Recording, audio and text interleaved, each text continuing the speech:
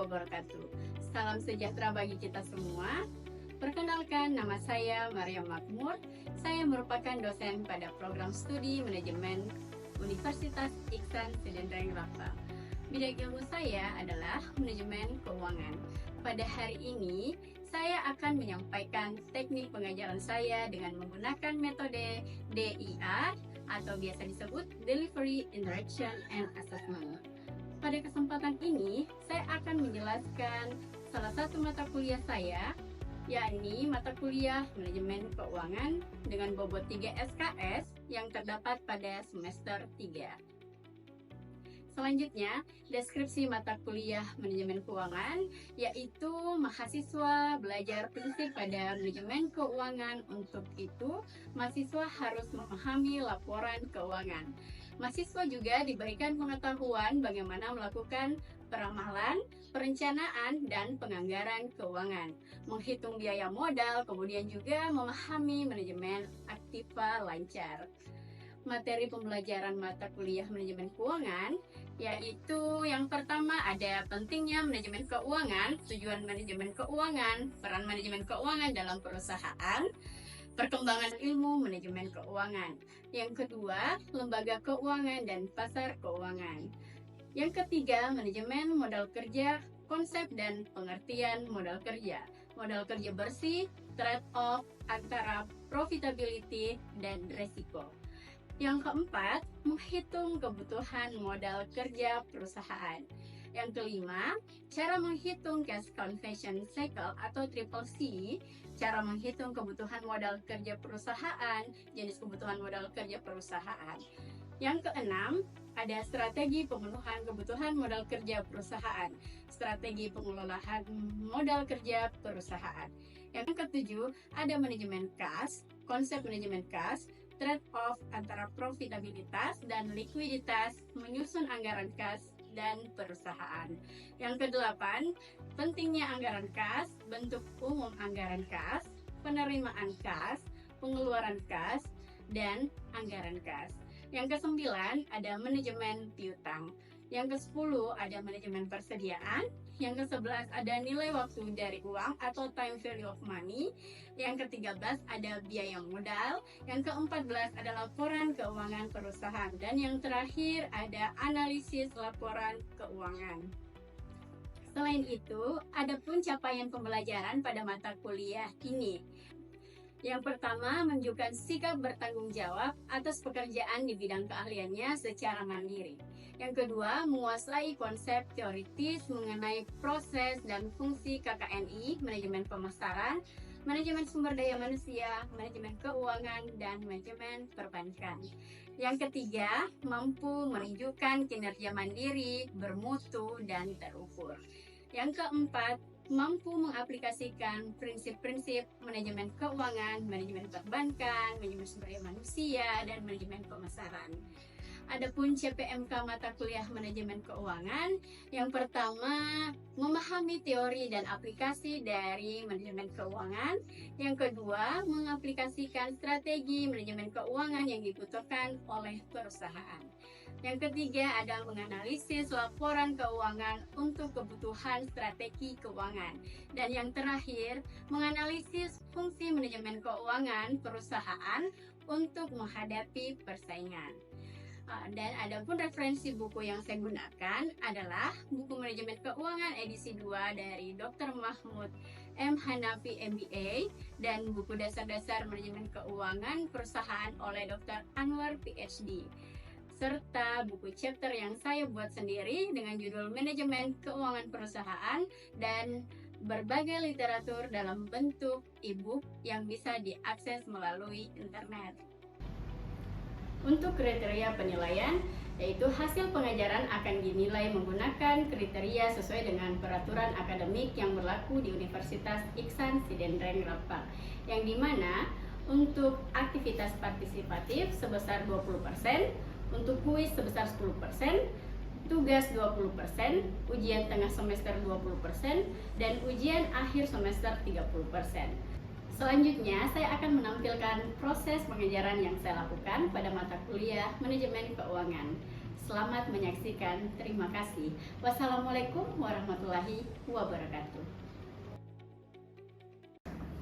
Oke, assalamualaikum warahmatullahi wabarakatuh. Jadi selamat pagi semua.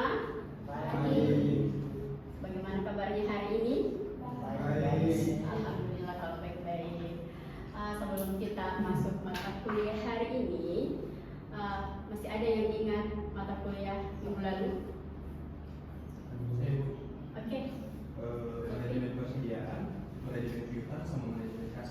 Oke, yang lain masih ingat yang dikatakan Lutfi? Masih. Oke, masih ingat. Jadi sebelum saya masuk mata kuliah hari ini, kita absensi dulu ya. Silahkan buka aplikasi absensinya, isi akad. Jadi jangan sampai ada yang tidak absensi untuk hari ini ya. Saya akan cek juga di sini siapa yang sudah masuk absensinya.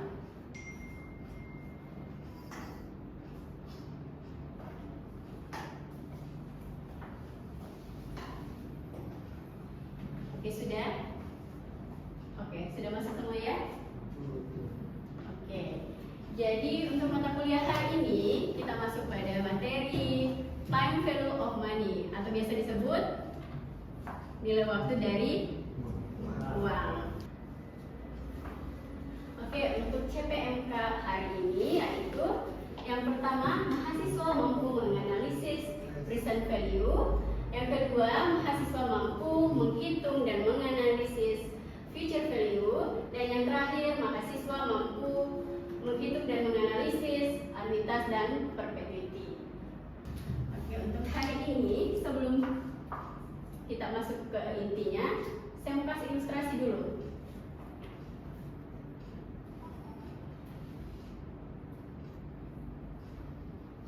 Jadi saya mau kasih ilustrasi bahwa siapa yang memilih uang $1.000 hari ini atau uang $1.050 tahun depan? Pilih yang mana? Hari ini, Bu. Yang hari ini. Alasannya kenapa pilih hari ini, Agung? Karena mau pakai sekarang, Bu. Oh, karena mau dipakai sekarang. Oke. Yang pilih tahun depan siapa? Saya, Bu. Oke. Alasannya? Sebagai investasi di masa depan atau tabungan di bank. Oh, untuk tabungan dan investasi masa depan ya. Jadi, saya kasih ilustrasi sedikit. Untuk yang pilih hari ini, $1.000 ya. Ketika ada bunga di bank sebesar 8%, kita pakai rumusnya langsung. 1.000 ditambah 8/100, hilangkan ini. Jadi 1.080. Hasilnya 1.080 ketika kita time travel ke tahun depan. Oke, jadi ada juga persepsi bahwa seorang investor akan lebih senang menerima uang 10 juta hari ini daripada sejumlah uang yang sama setahun mendatang. Kenapa? Karena jika ia menerima uang tersebut hari ini, dia dapat menginvestasikan uang tersebut pada suatu tingkat keuntungan yang lebih besar atau lebih berkali lipat tahun depannya. Jadi hampir sama dengan jawaban Firka tadi, dia pilih tahun depan karena dia mau tabung sehingga dia bisa berkali-kali lipat dapat 10 juta yang hari ini. Jadi untuk kesimpulan dari ilustrasi tadi, siapa yang bisa menyimpulkan apa itu time value of money? Saya. Oke, silakan Lutfi. Jadi nilai uang pada hari ini atau saat ini itu akan berbeda nilainya pada tahun lalu dan pada tahun ke depan, pada 1 tahun ke depan. Oke, jadi sudah benar ya. Untuk time value of money itu nilai uang saat ini atau hari ini akan berbeda dengan nilai uang 1 tahun yang akan datang atau 1 tahun sebelumnya.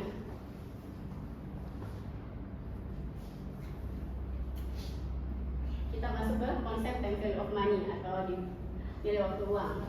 Nah, konsep time value of money adalah metode perhitungan ekonomi yang sangat diperlukan guna merencanakan keuangan masa depan. Pada umumnya, konsep ini diterapkan dalam pengelolaan keuangan perusahaan. Dengan begitu, seorang belajar keuangan sangat dianjurkan untuk memahaminya dalam mengambil keputusan finansial. Nah, adapun faktor-faktor yang mempengaruhi nilai waktu uang. Siapa yang bisa menyebutkan faktor nilai waktu uang? Ada 2. Sudah kita ilustrasikan tadi. Yang pertama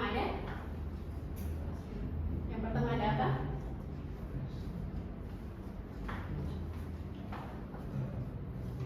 Interest atau bunga. Jadi itu faktor yang pertama. Yang kedua, tingkat inflasi. Jadi ada 2 faktor ya, tingkat inflasi dan tingkat suku bunga.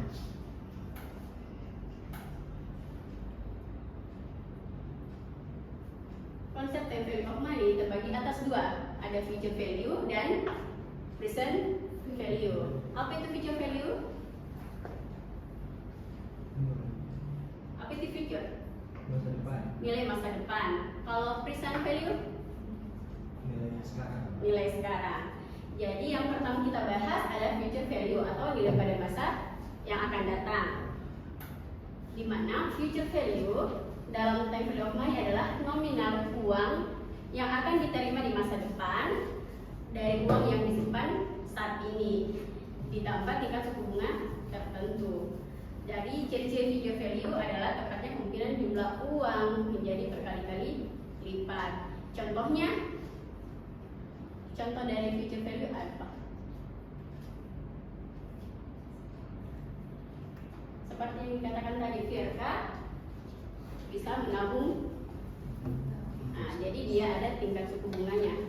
Artinya dia berkali-kali lipat, bisa berkali-kali lipat mendapatkan uang hari ini dibanding sebelumnya. Jadi ini ada contoh formulasi future value, yaitu future value ke N atau periode N sama dengan present value 1 tambah I pangkat N sama dengan present value kali future value faktor dengan tingkat bunga untuk periode ke N. Jadi saya kasih contoh soal. Siapa yang bisa baca ini? Kita baca. Hari ini Andi menyimpan uang di bank X yang memberikan tingkat bunga sebesar, jadi tingkat bunganya sebesar 10%. Terus yang disimpan oleh Andi berjumlah sebesar berapa tabungannya? 4 juta. Apa yang mau dicari? Berapakah nilai uang Andi 1 tahun mendatang, 2 dan 3? Artinya yang dicari adalah 2 tahun dan 3 tahun mendatang.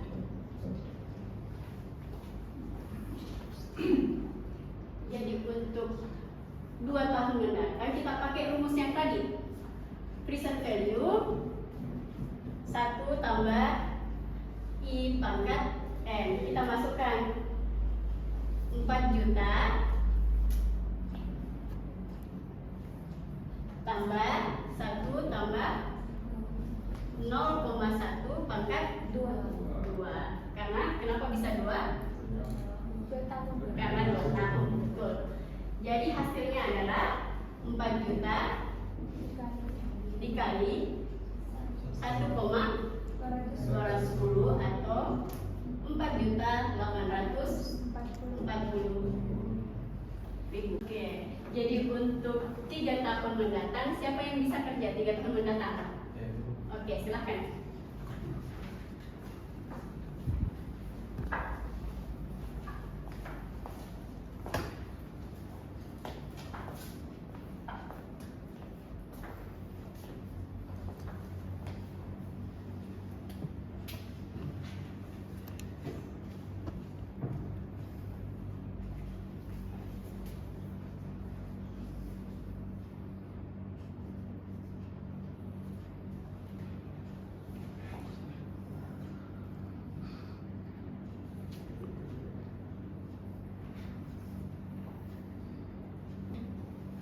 Sudah? Sudah Bu. Oke, silahkan duduk, kita buktikan ya. Jadi ada tadi temannya sudah menjawab untuk 3 tahun mendatang dengan rumus yang sama atau formulasi yang sama. Jadi kita masukkan kembali nilainya. Untuk present value-nya adalah 4 juta ditambah 1 tambah 0,1 pangkat 3. Jadi 4 juta dikalikan 1,331 sama dengan 5.324.000. Nah, sudah benar. Beri aplaus dulu sama temannya.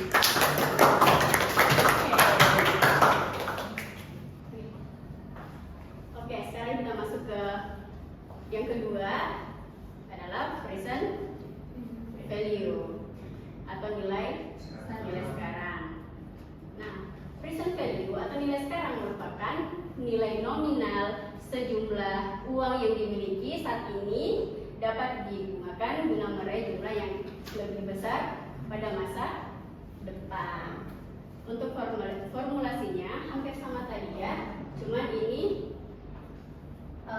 ada lagi tambahan 1 untuk pembaginya. Tadi kan langsung dalam kurung 1, jadi formulasinya beda sedikit. Kita masuk berikutnya, anuitas atau pembayaran secara bertahap. Apa kira-kira contohnya anuitas? Kalau kalian mendengar pembayaran secara bertahap, KPR rumah. KPR rumah, apalagi cicilan apa? Cicilan motor. Oke.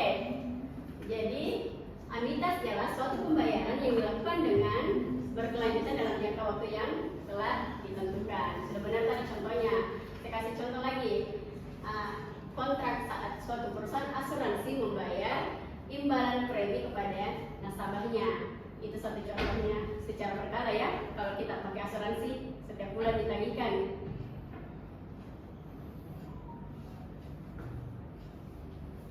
Kita masuk ke future value and annuity atau nilai pada masa yang akan datang dari suatu anuitas. Nah, ini ada formulasinya. Coba diperhatikan, formulasinya adalah future value anuitas periode N sama dengan anuitas di 1 ditambah I pangkat N kurang 1 per I atau sama dengan A dikali future value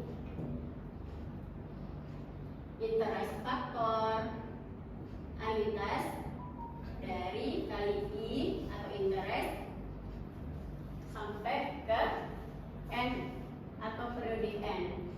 Jadi itu formulasinya. Jadi silahkan diperhatikan formulasinya karena sebentar saya akan memberikan studi kasus.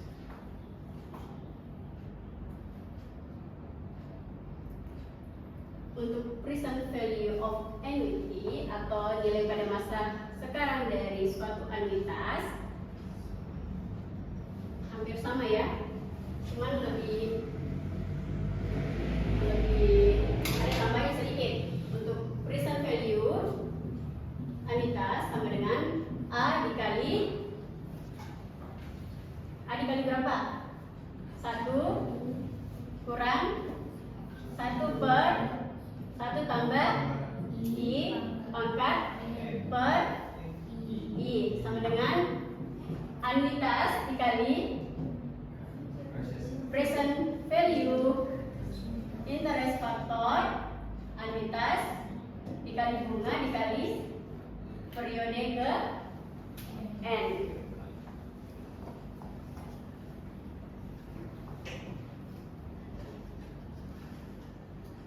Jadi ada 3 aplikasi konsep time value of money. Yang pertama ada future value of mixed stream atau dikatakan nilai pada masa yang akan datang dari aliran gas yang beragam. Yang kedua ada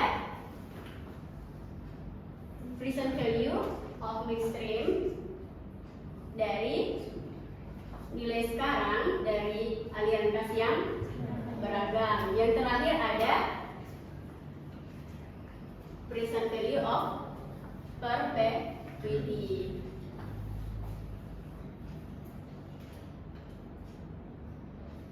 Jadi untuk future value of fixed stream, konsepnya adalah aliran kas atau cash flow ke beberapa periode untuk nominal yang berbeda. Ada yang bisa dengan contoh untuk nilai pada masa yang akan datang dari aliran kas yang beragam. Apa contohnya?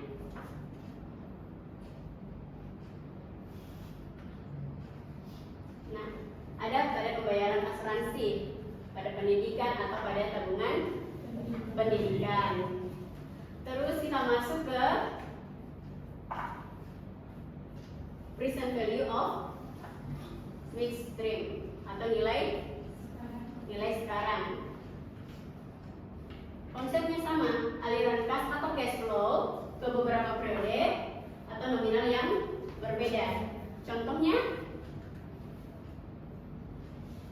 pembayaran proyek selama beberapa termin. Ada yang tahu apa itu termin? Termin atau bertahap. Jadi dia bertahap, tapi ada kontraknya. Kalau ada proyek-proyek yang dikerjakan, pasti investor sama ini janjian kontraknya sekitaran berapa tahun. Nah, dibayarnya bertahap, tapi sama. Misalnya tahun pertama dia bayar 100 juta, tahun kedua sesuai dengan dividen yang berlaku. Terus kita masuk ke present value of perpetuity. Nah, perpetuity adalah suatu kasus khusus dari anuitas di mana periode waktunya berlangsung sepanjang waktu atau dalam waktu yang tidak terbatas. Nah, ini formulasi dari present value of perpetuity. Dia singkat saja. Present value of perpetuity sama dengan anuitas dibagi interest atau suku bunga. Nah, saya tadi sudah bilangkan kita ada evaluasi. Jadi silahkan bagi dua tim. Mau kursinya digeser atau tidak. Kalian tim yang pertama kerja opsi yang A, tim yang kedua kerja opsi yang B. Silahkan bergabung. Bagi timnya ya. Jadi silahkan kerjakan masing-masing. Siapa yang opsi A? Yang isi ya, opsi A, opsi B. Jadi silahkan kerjakan. Nanti saya perhatikan satu-satu ya.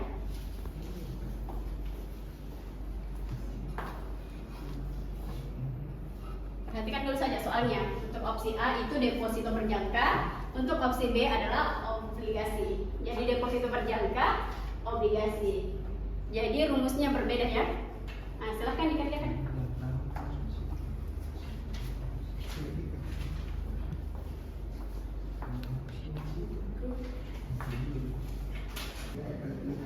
Oke, sudah sampai mana? Oke, silahkan dikerjakan ya.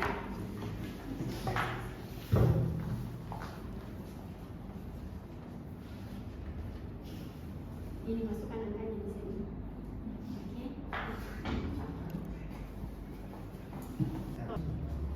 Oke, sudah selesai semuanya? Sudah. Silakan yang opsi A, silakan naik. Perwakilan saja satu orang ya.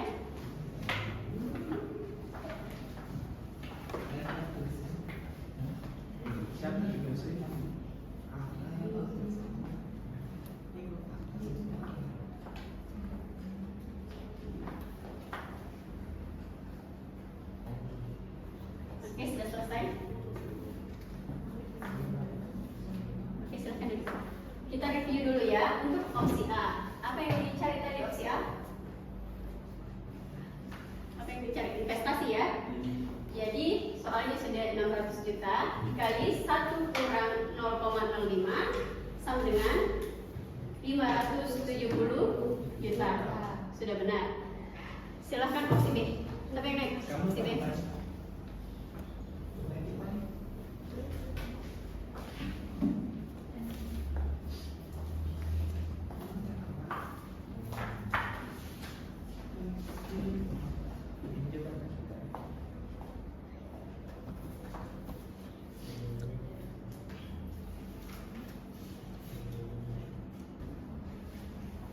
Sudah selesai Fahri?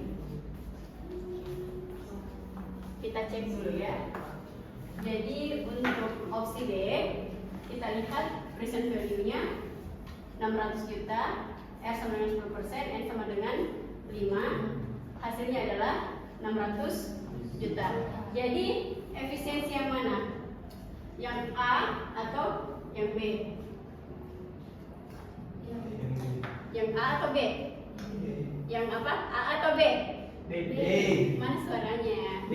B. A atau B? B. Yakin B? Yakin. Oke, sudah benar. Jadi efisiensi yang kita pakai adalah opsi B. Oke, berikan aplaus untuk kalian semua.